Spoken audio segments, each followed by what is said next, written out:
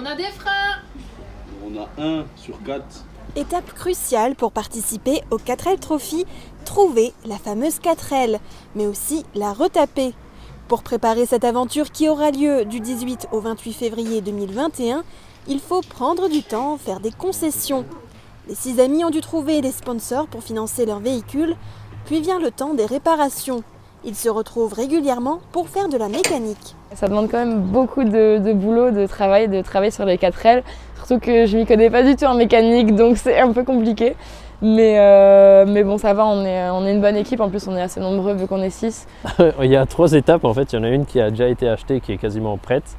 Il y en a une, c'est la mienne qui est derrière, où le châssis est à nu et on refait de tout de A à Z. Et il y en a une autre qui est, je dirais, entre les deux, au milieu.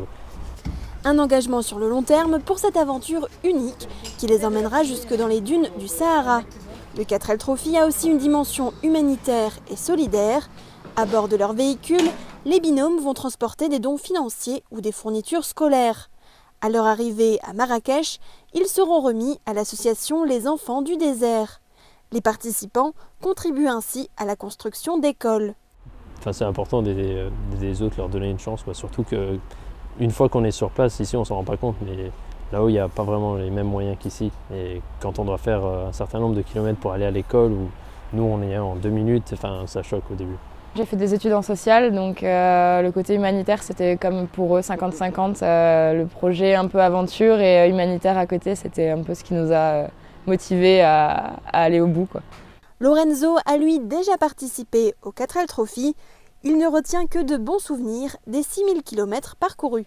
Déjà que les jeunes peuvent énormément s'entraider parce que des fois on ne le voit pas forcément quand on est en études, etc. Mais une fois qu'on est dans un autre contexte que l'école, etc., ça fait plaisir de voir qu'il y a beaucoup d'entraide.